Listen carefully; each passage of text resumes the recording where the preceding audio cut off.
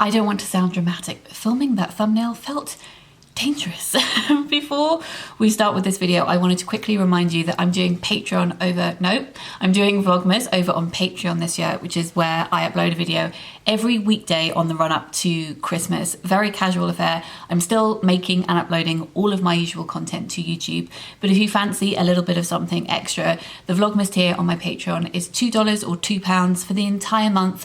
I will link it in the description box down below if that tickles your fancy. So last week I did a huge holiday gift guide where I recommended about 100 books, fulfilling very specific book gift recommendation requests from you, and you asked if I would do a more general beautiful book gift guide. So I have pulled loads of beautiful books off my shelves and they are gathered on this table in front of me, and I'm hoping that the table survives because they are quite heavy.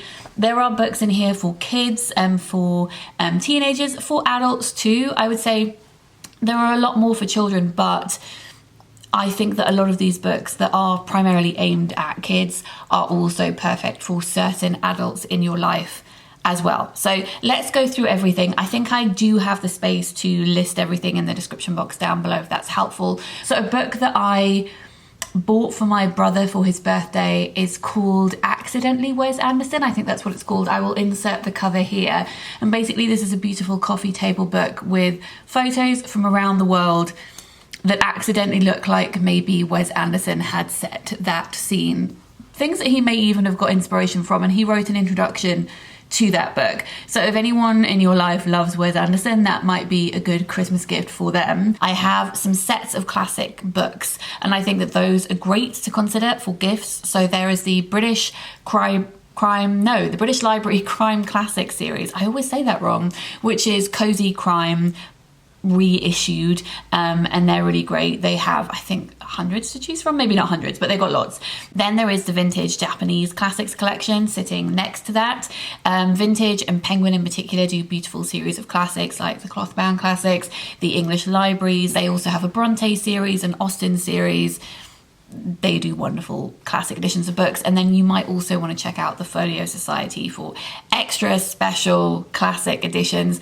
I don't own any of those myself, and some of them are quite pricey, but if that is what you're looking for, then you might want to take a look at their website. And then to the right of the Japanese classics, I've also got some Persephone books, and Persephone are wonderful. They also do gift cards too if you can't decide from their catalogue what you might like to gift to somebody.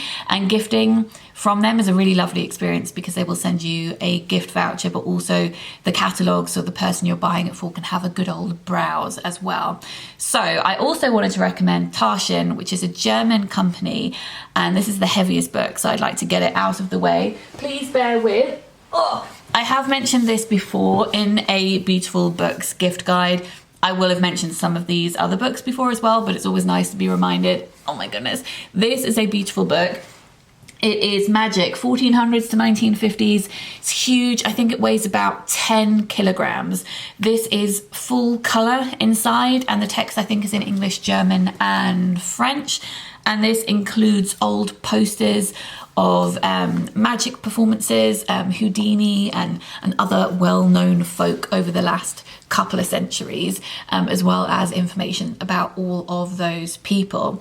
Taschen primarily do photography books, and I have my eye on some of their photography books based on Japan because they look stunning, and they have books at different price points. They do really expensive books. I think some of them, like this, they do first print runs, which come signed with a table to put the book on, because it's so heavy.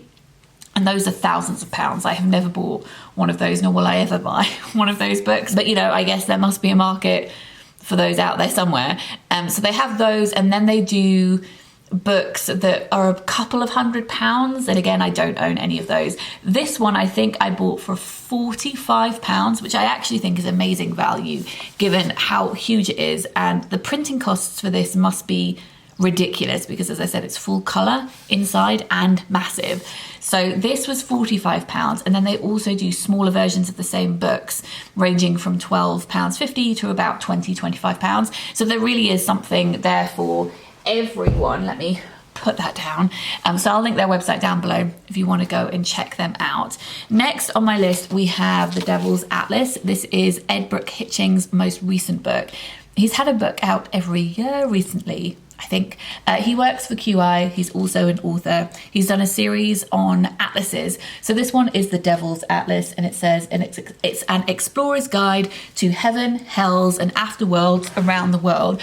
I am going to be contorting myself in this video to try and show you glimpses into these beautiful books. So let me just do a quick flip through. So this is information, as the subheading would suggest, on heavens, hells, and afterworlds in different religions and cultures around the world. He's also done atlases called the Sky Atlas, the Golden Atlas, the Phantom Atlas was his first one, which is about made-up places on historical maps, which is really, really fun. A book that I read only last month, this is Kusama by Elisa Macellari, and this is a graphic biography, Nelly said autobiography, incorrect, biography of Yayoi Kusama, and I love her work. I have one of her books in this pile here, which we'll get to in a bit.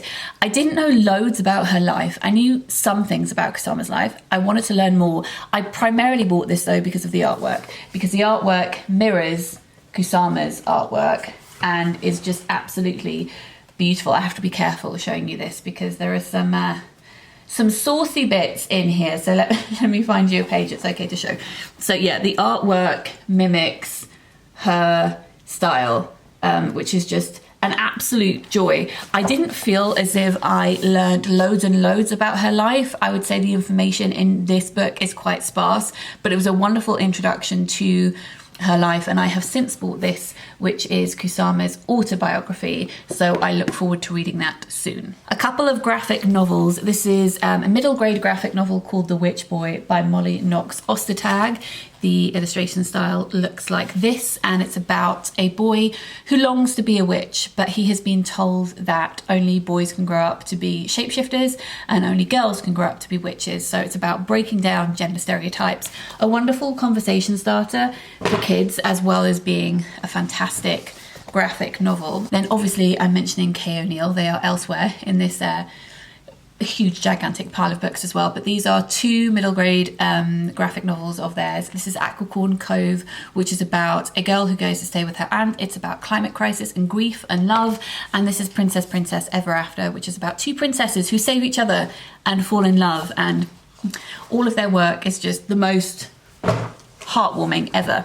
This is an amazing picture book that I would recommend for 3 to 5 year olds. It's called Prudence and Her Amazing Adventure. It is part silent picture book, and I do have a couple of other silent picture books to show you. Silent picture books are wonderful because anyone speaking any language can read them.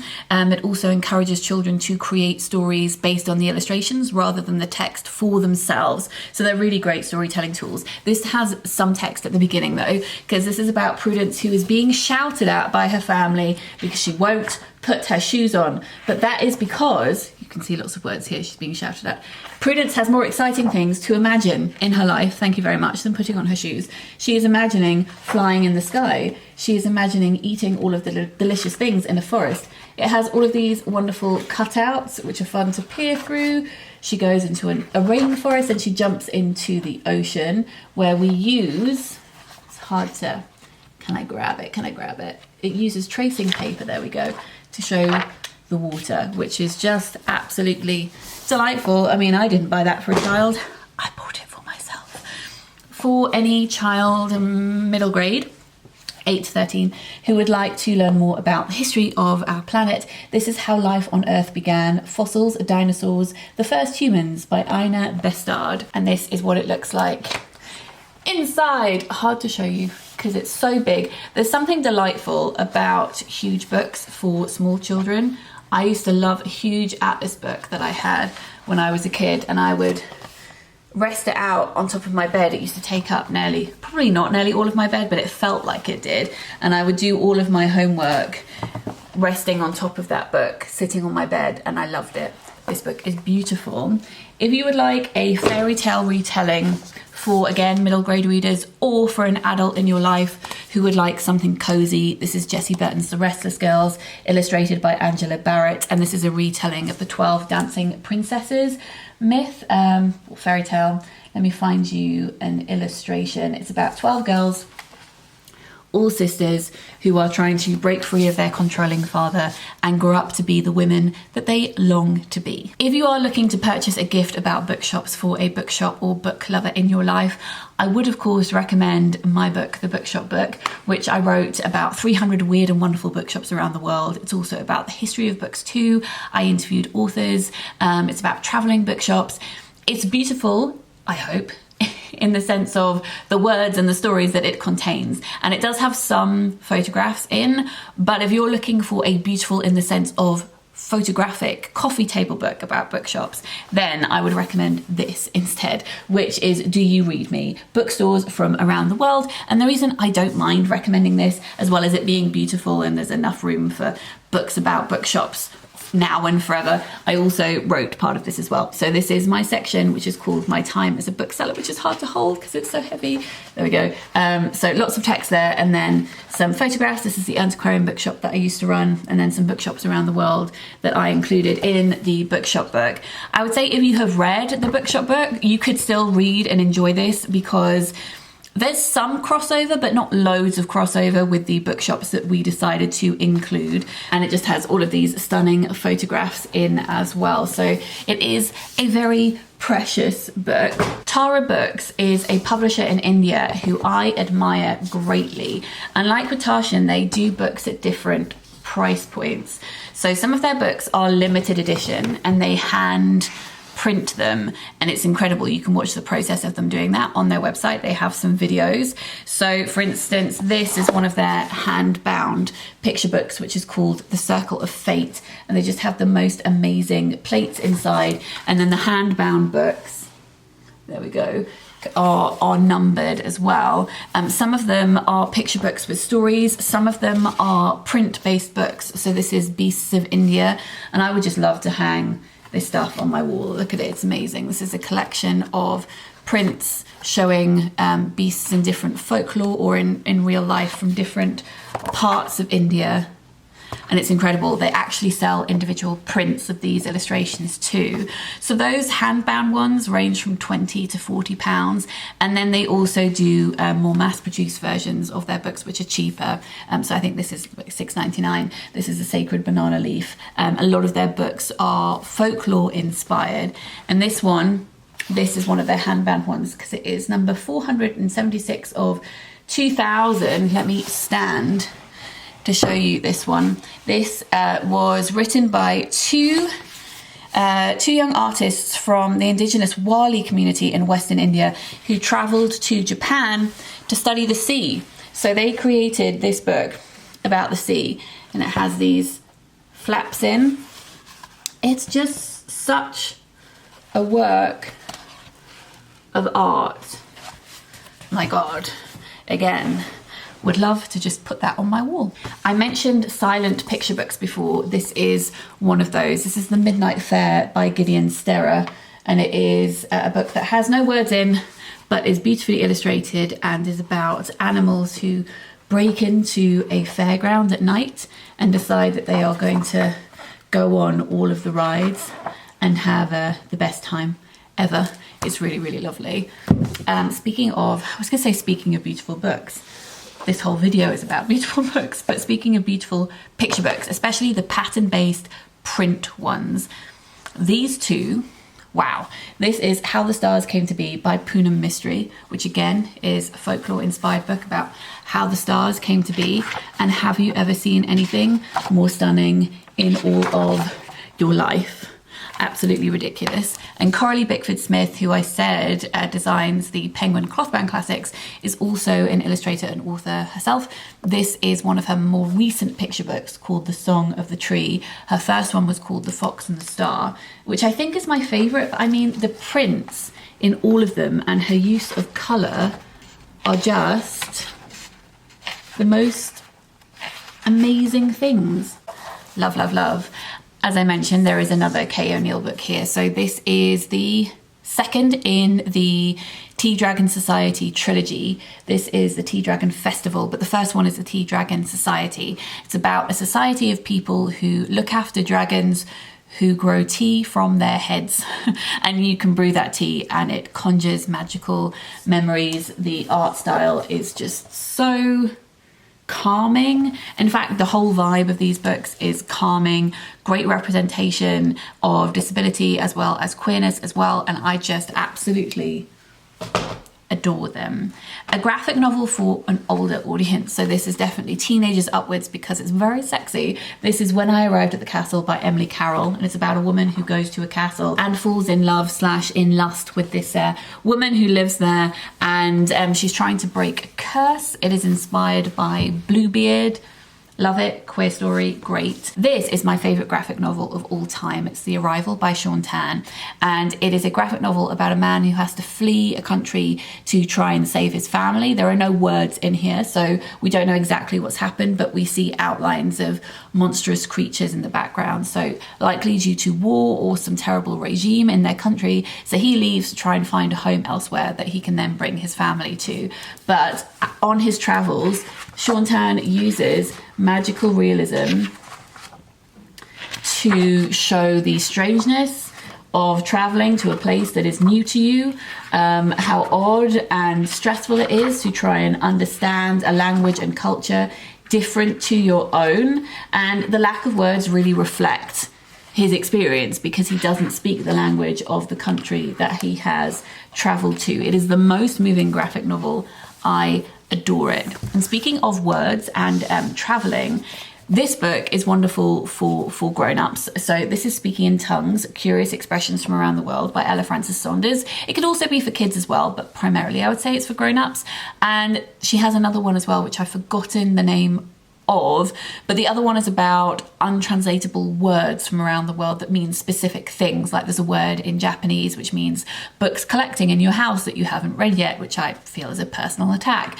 And this one is expressions from around the world that we don't have in other languages. So it says in Spanish, "You are my orange half" is apparently a phrase that you can say. In Danish, there is a phrase that says it's blowing half a pelican, which I really like. That's rather charming. So that's a fun one.